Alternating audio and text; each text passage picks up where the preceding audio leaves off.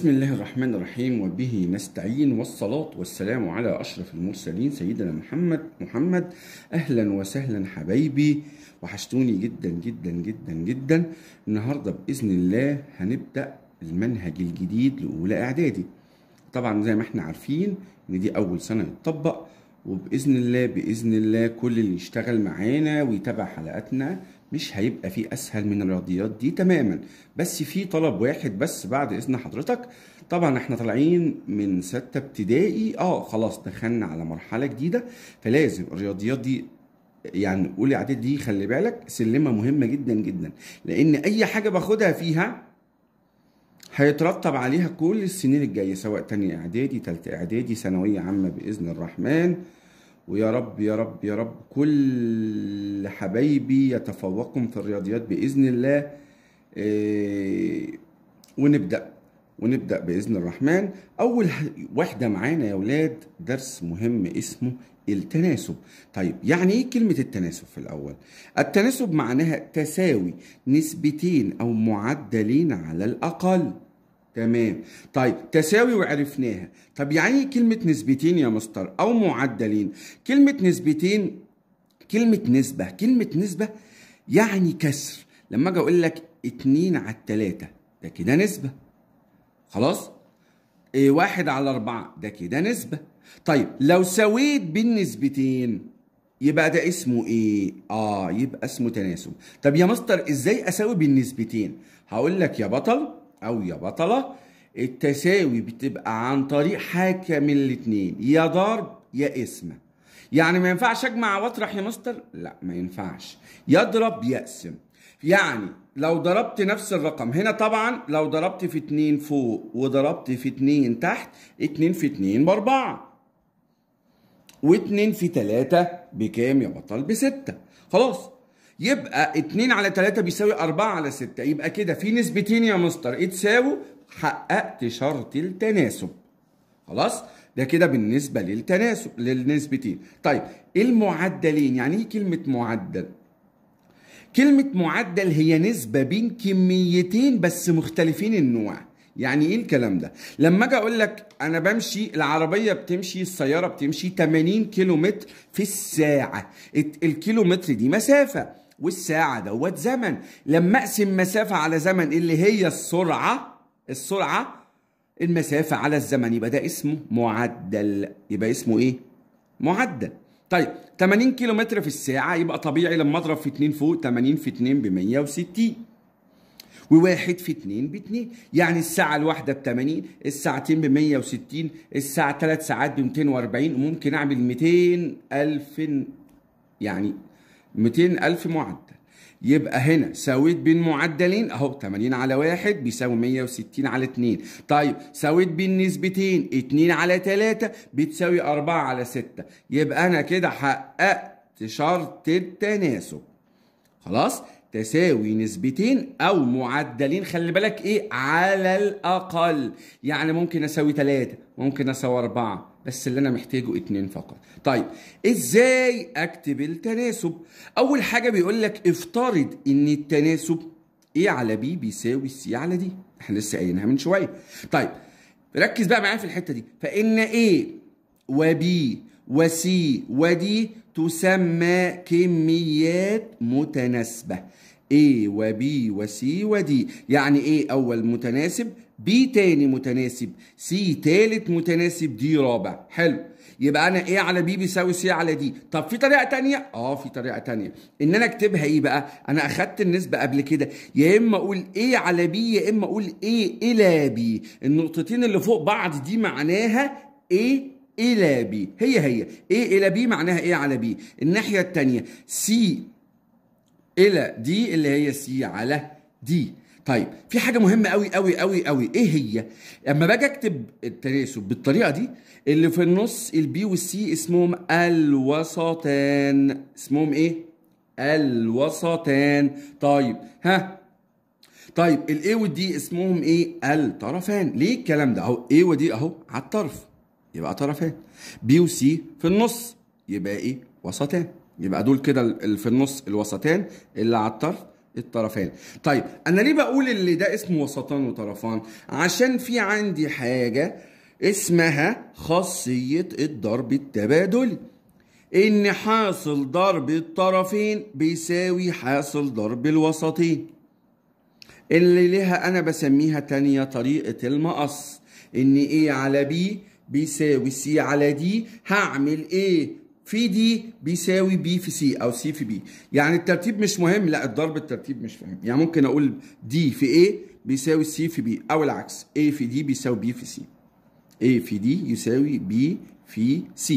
يبقى دي اسمها ايه؟ اسمها خاصية الضرب التبادلي. طيب هنا دي بقى الخاصية دي من الطرفين، يعني لو ال A على B بيساوي C على D، فإن A في D يساوي B في C.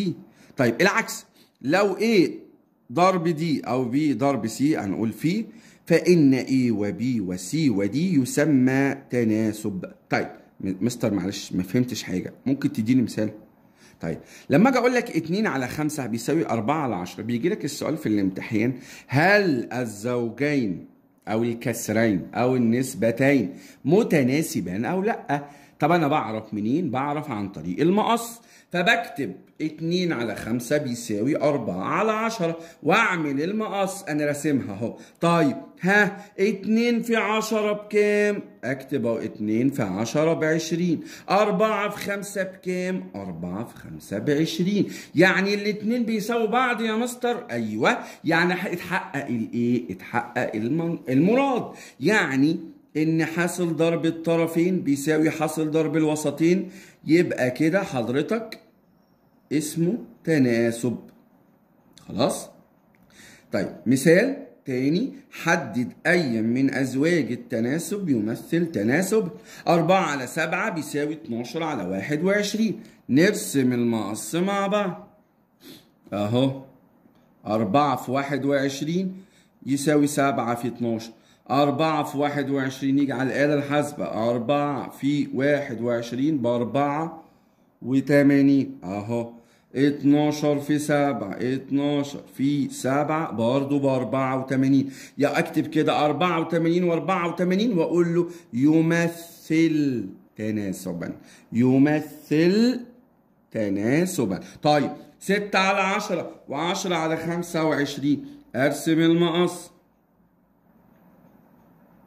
6 في 25 10 في 10، نكتب كده 6 في 25 ب150. طبعا 10 في 10 سهلة جدا ب100. طيب يبقى أقول له هنا 150 لا تساوي 100، يبقى هذين الكسرين أو الزوجين من التناسب لا يمثل تناسبا. ليه؟ لأن هنا المقص مش بيساوي بعضه. 6 في 25 ب150، 10 في 10 ب100، الاتنين مش بيساووا بعض.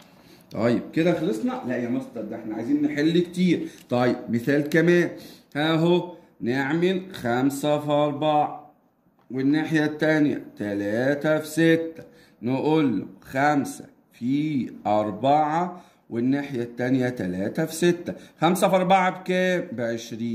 3 في 6 بكام؟ ب18. يبقى الاتنين مش بيساووا بعض، يبقى نكتب لا يمثل تناسب. تمام؟ طيب اللي بعده 3 في 32 و12 في 8، دي أرقام كبيرة. طيب الحمد لله في آلة حاسبة. 3 في 32 بكام؟ ب96. يبقى نقول له 3 في 32 يساوي 12 في 8، هنا 96. وبرضه 12 في 8 ب96. الاتنين بيساووا بعض، يبقى يمثل تناسب. طيب ايه اللي بعده يا مستر؟ خلاص انتوا فهمتوا ما شاء الله، بتحلوا قبلي. ورقه وقلم يلا ها. اكتب 2 في 4 والتانية 6 في 5. 2 في 4 بكام؟ ب8. 6 في 5 بكام؟ شطار ب30. الاتنين مش بيساووا بعض، لا يمثل تناسب.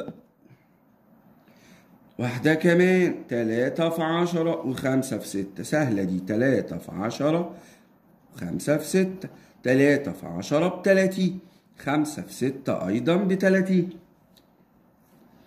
يبقى هنا يمثل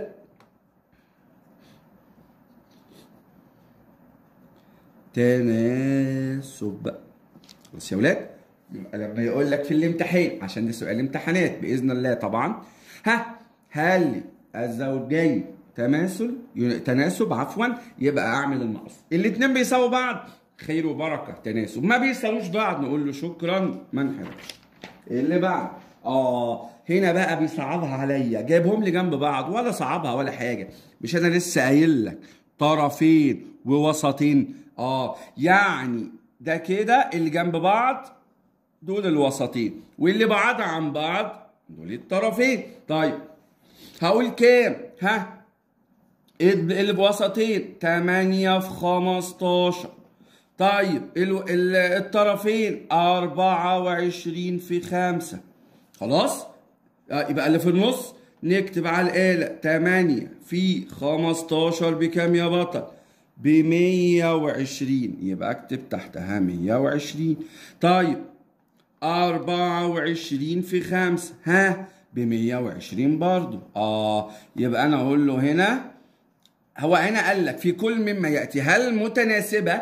اذا كانت متناسبه فاكتب التناسب. طيب هنا نقول له متناسبه تمام. طيب نكتبها ازاي؟ مش انا قايل لك ايه على بي بيساوي سي على دي؟ يعني الاول على الثاني بيساوي الثالث على الرابع. طب اتاكد ازاي؟ لو عملت المقص هلاقي فعلا 5 في 24 وهلاقي فعلا 15 في 8 واحطها له في بوكس كده واقول له شكرا. خلاص يا بطل. طيب اللي بعده نوصل القريب بالقريب والبعيد بالبعيد 27 في 16 12 في 18. ارقام كبيره يا مستر. طبعا معانا آلة حاسبة، لو مش معانا آلة حاسبة هنعمل عسل ضرب رقمين في رقمين ومفيش فيها مشكله، لكن طالما في آلة حاسبة خلاص هتسهل الموضوع. هنا 432. طيب 12 في 18 بكام يا بطل؟ 12 في 18 ب 216 يعني لا يساوي. يبقى نكتب هنا الكميات غير متناسبة. مش هنكتب العبارة خلاص لأن الشرط ما اتحققش، يبقى نكتب ليه؟ مش هنكتب العبارة. طيب اللي بعد نوصل 3 مع 8 و6 في 4 يبقى 6 في 4 و8 في 3 هنا 24 وهنا 24. الكميات برافو عليكم ممتازين متناسبة. حلو جدا. يلا العبارة الأول على التاني خلصت؟ لا التالت على الرابع أهو. يبقى المقص 6 في 4 و3 في 8. ميزة الرياضيات انها تختلف عن اي مادة ان انا بعد لما بحل اي سؤال عندي امكانية ان انا اتحقق. يعني ايه؟ يعني اتأكد ان انا صح ولا غلط. طب انا كتبت العبارة اتأكد ازاي؟ اعمل المقص يا بطل. ادي اهو 6 في 4 اهي 8 في 3 خلاص خلص. تمام؟ تمام. اللي بعده نوصل 6 بال8 وال4 في 10 يبقى 6 في 8 وهنا 4 في 10. 6 في 8 بكام؟ ب48. 4 في 10 ب40 يبقى لا يساوي. يبقى نقول له الكميات غير متناسبة. خلاص أظن الموضوع بقى سهل وحلينا تمارين كتير، بس برضه ما يغنيش ان انا اذاكر واحل بايدي تاني. مهما شفت اونلاين، لو شفت 3000 ساعه اونلاين ما يغنيش عن ساعه مذاكره بالورقه وبالقلم. اوكي؟ طيب ركز معايا بقى في الحته دي. بيقول لي هنا ايه؟ تحديد التناسب باستخدام التمثيل البياني. يعني ايه الكلام ده؟ مديني سؤال بيقول لي وضح الجدول، مديني جدول المسافه التي يقطعها باسم المتر في أحد التدريبات الجري. حدد إذا كانت المسافة متناسبة مع الزمن بالثانية أم لا، ثم اشرح استنتاجك. حلو. مديني هنا المسافة بالمتر ومديني هنا الزمان بالثانية. هو قال لك مثل، خلي بالك. يبقى احنا هنرسم خط الأعداد. طبعا ده س أو إكس وده صاد أو واي. طيب هنا هنكتب الأرقام إزاي؟ بصوا يا ولاد، المسافة بتبقى هي الأفقي والزمن لا سوري، الزمن هو الأفقي والمسافة هو الرأسي. طيب الزمن هنلاقي 1 2 3 4، يبقى مقياس الرسم هيبقى بالتالي كل مربع بزود رقم، يعني هنا 1 2 3 4 وهكذا. طيب هنلاحظ هنا بقى إن في المسافة 6 12 18 24. الأرقام ديت يا مستر ما ينفعش 1 2 3، ده أنا كده محتاج ورقة كبيرة. طب انا بعمل ايه؟ ممكن امشي 2 4 6. ايوه 2 4 6 هحتاج 12 مربع. طب ممكن امشي 4 8 12. ايوه ممكن 4 8 12 نزود 16 20 24 28. طيب كده احنا رسمنا الرسمه بس ما حطيناش النقط. نيجي الدور على النقط. اول نقطه كام وكام؟ 1 و6. 1 الاول وبعد كده ال6. اجي من الصفر واجي يمين نقطه واطلع لحد ال6. طب ال6 مش عندي، لا بس ال6 في النص بين ال4 وال8، يبقى هنا. طبعا انا راسمها دلوقتي، انت في الامتحان بتعمل كل حاجه براحتك لوحدك. تاني نقطه 2 و12، اجي عند الاتنين واطلع لحد ال12. النقطة التالتة 3 و18، اجي عند ال3 واطلع، طبعا ال18 في النص بين ال16 وال20. آخر نقطة 4 و24، يبقى أعمل إيه؟ آجي عند ال4 وأطلع لحد ال24 وأقوم جايب المسطرة وموصل بالمسطرة. يعني يا مستر مش بإيدنا، لأ بالمسطرة. هتلاحظ إيه يا بطل من الرسمة؟ هلاحظ إن الأرقام كلها على إيه؟ ها برافو عليك، ها على استقامة واحدة أو بتقع على خط مستقيم. وايه لاحظت كمان؟ يا مستر دي مرت بنقطة الأصل. يعني ايه نقطة الأصل؟ نقطة الأصل اللي هي 0 و0، دي اسمها نقطة الأصل. يعني أنا يا مستر في الرسمة ديت مرت بنقطة الأصل وكمان على خط مستقيم. تعرف يا بطل الشرطين اللي أنا قلتهم دول هم شرط التناسب. يعني ايه يا مستر؟ ما فهمتش. يعني لو جيت رسمت الرسم البياني ولقيت الحاجتين دول خط مستقيم ويمر بنقطة الأصل، يبقى التناسب كده اتحقق. خلاص؟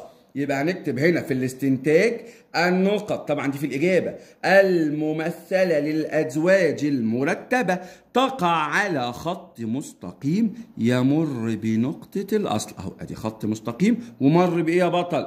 بنقطة الأصل. جميل. لذلك المسافة بالمتر تتناسب مع الزمن بالثانية. يبقى ليها كام شرط؟ شرطين. إيه أول شرط؟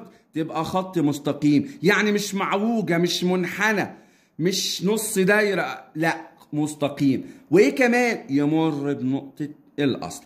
يبقى ملاحظة مهمة، إذا كانت النقط لا تقع على النقط على خط مستقيم أو تقع على خط مستقيم لا يمر بنقطة الأصل، فإن العلاقة لا تمثل تناسبا.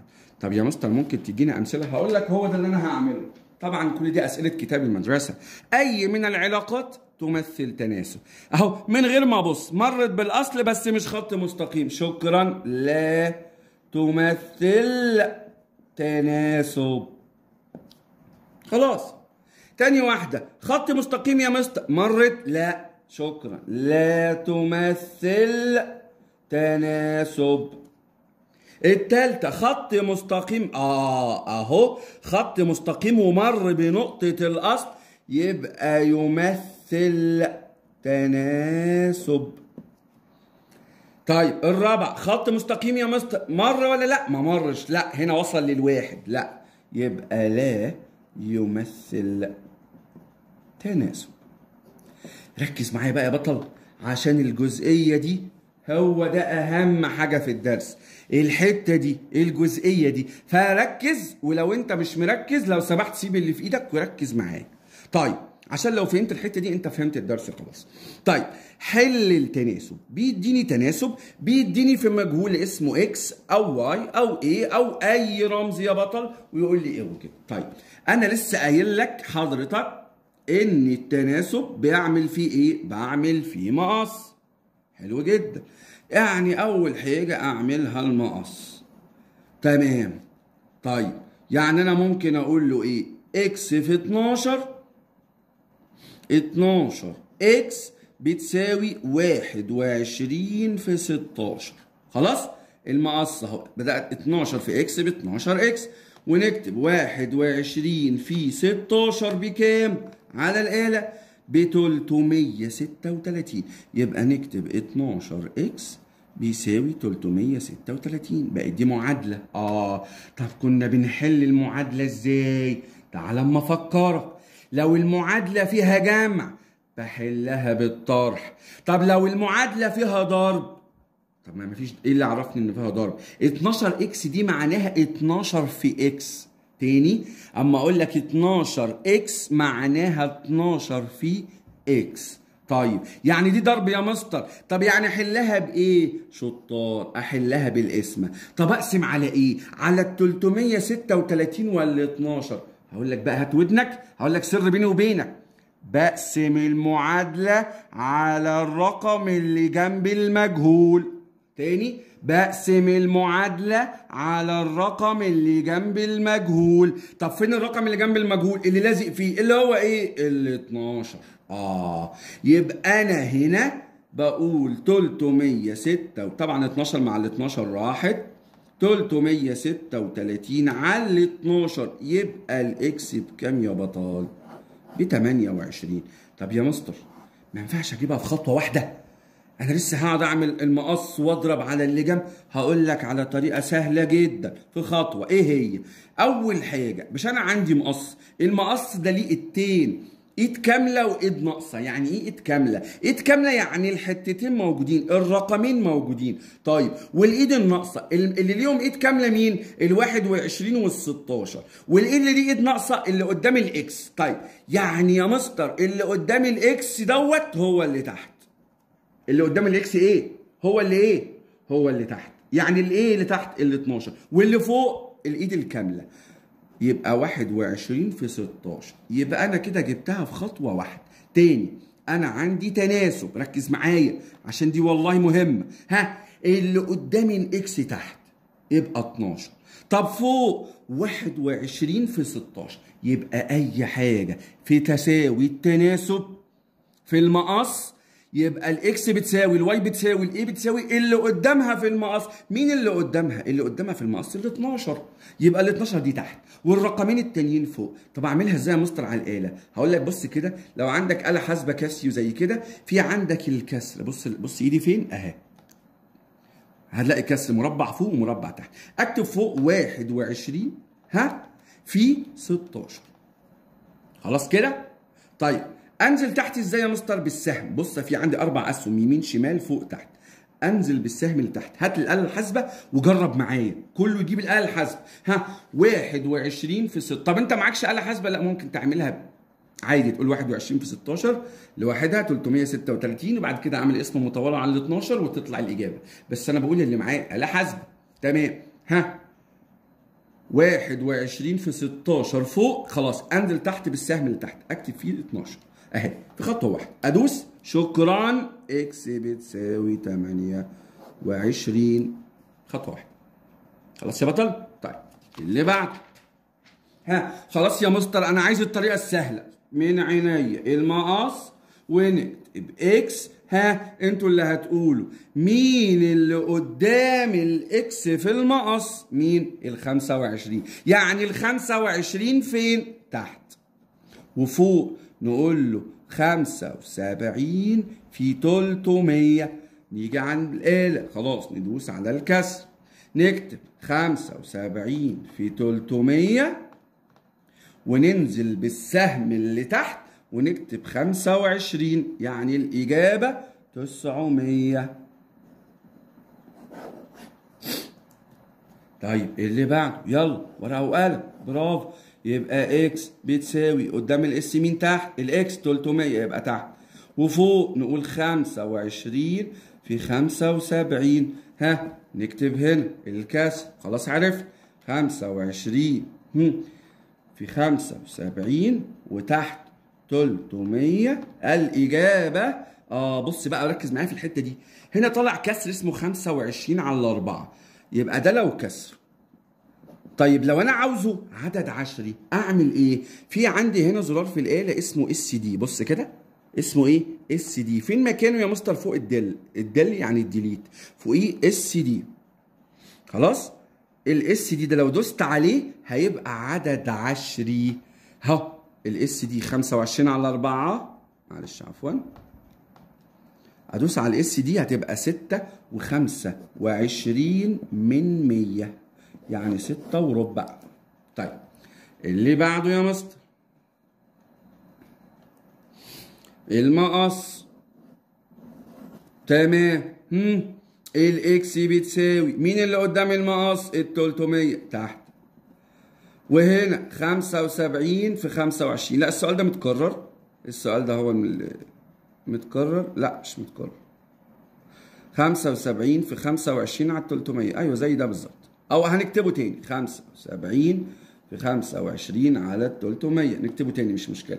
75 في 25 على 300 كاننا بنعملها تاني، يعني برضو 6 و25 من 100. طيب ركز بقى معايا في الحته دي.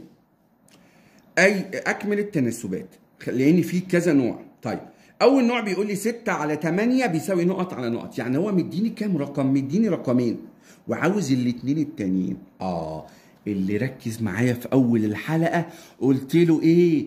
انت يتساوى نسبتين او اغير، يعني ازاي اجيب يعني نسبه متساويه؟ عن طريق حاجه من الاثنين، يضرب يقسم.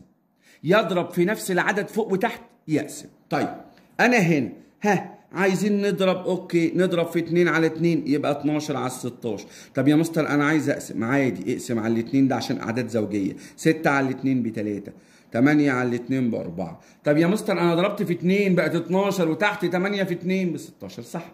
ضربت في 3 فوق وتحت، صح، وهكذا. اهم حاجه اللي اعمله فوق اعمله تحت. حلو جدا. ايه اللي بعد؟ هنا في رقمين، ايد كامله وايد ناقصه، صح ولا لا؟ تمام. يعني انا ممكن اعمل النقط دي كانها اكس من الاخر، واعمل اللي انا عملته فوق، اقول له اكس بتساوي اللي قدام الاكس في المقص ال20 تحت، وفوق الرقم الاتنين الكاملين، يعني 36 في 25. واجي على الآلة الجميلة اكتب 36 في 25 فوق و20 تحت، هوب الإجابة 45. شفت الجمال؟ تاني لما الاقي نقط 3 ارقام وعاوز الرابع حطها كانها اكس، النقط دي اكس، واعمل اللي قدام النقط دي تحت، يبقى اللي قدام النقط في المقص ال20 يبقى اكتب تحت 20 وفوق اكتب 36 في 25. طيب خلاص فهمنا اللعبه، هنسمي دي اكس يا مستر، خلاص فهمنا. ودي تمام. يبقى اللي قدام الاكس تحت نقول له اكس بتساوي اللي قدام الاكس مين؟ 72 وفوق 48 في 15. اكتب هنا 48 في 15 فوق وانزل تحت بالسهم واكتب 72، يعني الاجابه 10. يا رب الموضوع يبقى سهل بالنسبه لكم. السؤال ده بقى للطالب المتفوق. ليه؟ هقول لك ليه. لانه هو هنا مديني رقمين والرقمين مش تحت بعض. الله، طب انا هعمل ايه لو رقمين تحت بعض؟ المستر قال لنا يا بعمل ضرب يا اسم، انا هعمل ايه؟ فكروا. ركز معايا بقى في الحته دي. لما تلاقي رقمين قدام بعض، ما هم قدام بعض، طب ما تضربهم في بعض، هو مش ده مقص. 12 في 15، نيجي على الآلة. 12 في 15 بكام؟ ب180. أنا كده جبت المقص. طب أنا كده جبت الدراعين ب180. ده معناه إيه؟ ما ياخدش بالك لحاجة. مش أنا قايل لك إن الطرفين بتساوي الوسطين؟ يعني هات لي أي رقمين في الدنيا ضربهم بكام؟ بس كده ب180. أي رقمين؟ أي رقمين. يعني ممكن أقول 18 و10. صح، ما 18 في 10 ب180. واحد تاني قال لي لا أنا عاوز 60 في 3. صح. واحد تالت قال يا مستر أنا عاوز 90 في 2. ها؟ صح. يبقى في من كذا إجابة. أي رقمين ضرب بعض ب180 تبقى هي دي الإجابة. أقول تاني، لما ألاقي رقمين قدام بعض في المقص اضربهم في بعض ب180. هو هنا ساب لي الملعب براحتك، هات اللي انت عايزه بشرط ان ضربهم يبقى بكام؟ ب180. 18 في 10 ماشي، 90 في 2 ماشي، 3 في 60 ماشي، 45 في 4 ماشي. في عندي احتمالات كتيرة قوي قوي قوي قوي. تمام يا بطل؟ تمام. طيب اللي بعد، نفس الحوار. نعمل ايه؟ انا ليه جايب اسئله كتير عليها؟ لانها مهمه. يعني انا قايل لك من قبل ما احلها انها مهمه، فمعنى اني بكرر انها في منتهى الاهميه. هتلاقيها في اختبار الفتره وهتلاقيها في اختبار اخر السنه. تمام. اللي قدام الاكس تحت. مين اللي قدام الاكس؟ الأربعة. يعني نكتب فوق كام يا مستر؟ الدراع الكامل 3 في 20. ونيجي على الآلة نكتبها في خطوة واحدة. 3 في 20 وتحت كام؟ 4. الإجابة كام يا بطل؟ 15. اللي بعده. اللي قدام الاكس تحت. خلاص انت بتقوله قبل. نكتب 30 وفوق 15 في 12. نيجي على الآلة نعمل الكسر. 15 في 12 فوق وتحت نكتب 30. يبقى الإجابة 6. طيب هنا يا مستر ده ايه السؤال الغريب ده؟ ده جايبهم لي إلى. طب ايه المشكلة؟ طب ما انا احولها زي اللي فوق. يبقى ايه على 16 بتساوي 5 على 4. ما هي إلى دي معناها على، يعني الاتنين واحد. تمام؟ تمام. مين اللي قدام الايه في المقص؟ الأربعة. نقول له ايه؟ هنا مش اكس. يقول لي ايه؟ يقول لي واي. يقول لي ايه اللي هو عايزه؟ مش مهم. اللي قدام الايه في المقص تحت يعني 4. حلو. طب فوق ال16 في ال5. نكتب على الآلة 16 في 5 فوق وتحت 4. يبقى الإجابة 20. طيب السؤال ده معانا بقى انا سايبه للآخر لأن حلو قوي. لأن في تكة زيادة. إيه هي؟ هنعرف دلوقتي. هنا بيقول لي 1 على 3 بيساوي 2 على بي زائد 1. 2 على بي زائد 1. حلو. هنعمل المقص. طيب نعمل المقص ازاي؟ هنا مش هعرف اجيبها خطوة لسبب. ليه؟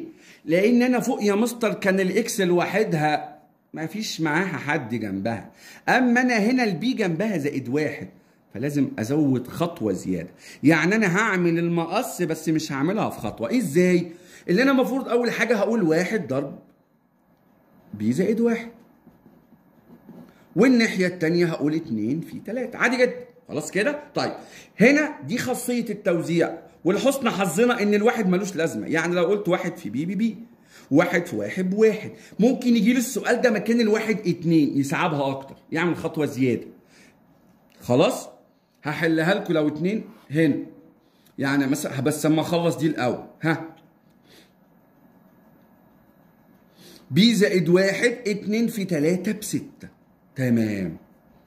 خلاص 1 في بي بي ده اسمها توزيع. الواحد كأنه مش موجود. يعني بي زائد 1 من الاخر بتساوي 6. بقت دي ايه يا بطل؟ معادله. مش انا لسه قايل لك ان حل المعادله لو جمع بحلها بالايه؟ بالطرح. اكتب دي كده عندك في جمع. حل المعادله لو جمع احلها بالطرح واعملها سهم من ناحيتين. لو ضرب بحلها بالقسمة. دي اساسيات الرياضيات، ده الف ب زي كده 1 2 3 بالظبط. ها، يبقى حل المعادلة جمع احلها بالطرح، ضرب احلها بالقسمة. فانا هنا عندي جمع يبقى هحلها بالطرح. يعني هقول ايه؟ البعيد ناقص القريب. يعني البي بكام؟ ب5. تمام يا بطل؟ طب افرض بقى اللي بيحط الامتحان عاوز يصعبها اكتر. بدل الواحد هخليها 2. بدل الواحد هخليها ايه؟ 2. هنغير في السؤال شويه. هنقول مثلا هنا بدل ما 2 على 2 هتخليها مثلا 4. هنقول ايه مثلا 2 على 3 وهنا 2 على بي زائد 1 مثلا. خلاص؟ تمام. هنعمل المقص. انا كده بصعبها سنه. طيب هقول هنا ايه؟ 2 في بي زائد 1. خلاص؟ الناحية التانية 2 في 3. طيب هنا 2 في بي ب2 بي. بص بقى 2 في 1 ب2. خلاص كده؟ تمام. 2 في 3 ب6. خلاص يبقى ما عملتش حاجه، قلت 2 بس. ده خلي بالك ما ينفعش اقول 2 بي زائد 1. لا يا بطل، دي اسمها التوزيع. يعني لازم اضرب 2 في الاول و2 في الثاني. 2 في بي 2 بي، 2 في 1 ب2 يبقى 2 بي زائد 2. طب الناحيه الثانيه 2 في 3 ب6. طيب اعمل ايه؟ انا هنا بقى مش هعمل خطوه، انا هعمل خطوتين.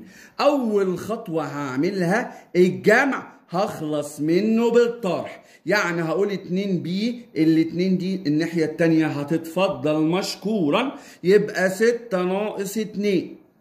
طبعا في مثل بيقول لك من خرج من داره يتقل مقداره، من خرج من داره يتقل مقداره. يعني ايه؟ يعني الرقم اللي بيروح الناحيه الثانيه بغير اشارته. هنا كان 2 هيروح الناحيه الثانيه يبقى ناقص 2، ولو كان سالب هيروح الناحيه الثانيه يبقى ايه؟ يبقى موجب. طيب يبقى 6 ناقص 2 يبقى 2 بي بيساوي 4. انا كده خلصت من الجمع والطرح. اخر خطوه دي ايه؟ ضرب. والمستر قال ايه؟ الضرب بخلص منه بالايه؟ بالقسمه. فاكرين كنا بنقسم على ايه؟ بنقسم على اللي جنب الرمز. طب مين اللي جنب الرمز؟ الاتنين. يعني البي بتساوي كام يا بطل؟ البي بتساوي 2. السؤال ده يعني انا سايبه للاخر كده عشان الايه؟ لحبايبي الفائقين، وكلكم ما شاء الله طلابي حبايبي بنات وبنين من الاوائل باذن الرحمن باذن الرحمن باذن الرحمن. لو تابعت معايا واتفرجت على الفيديو، مش بس كده، تراجع الفيديو، تجيب ورقه وقلم وتحل وتقول المستر كان وتوقف الفيديو. يعني شغلت الايه؟ جبت السؤال خلاص، انا خلاص شفت الفيديو، احل بايدي واجري وارجع لحد لما اوصل لل100% باذن الرحمن. اشوفكم على خير. لو اول مره تتفرج عليا بالله عليك يا اخي، بالله عليك مش عشان خاطر ربنا، اعمل منشن لاصحابك اللي في اولى اعدادي ان هم يعملوا فولو للصفحه، لان المنهج جديد والناس متلخبطه والناس خايفه. بس اوعدكم باذن الرحمن اسهل ماده في التاريخ هتبقى هي الرياضيات. ولو في اي حاجه اكتبوا لي في التعليقات، انا بتواصل مع كل الفولورز بتوعي. اعملوا لايك للصفحه او فولو احمد عاطف ماث، واليوتيوب بنفس الاسم برضو احمد عاطف ماث.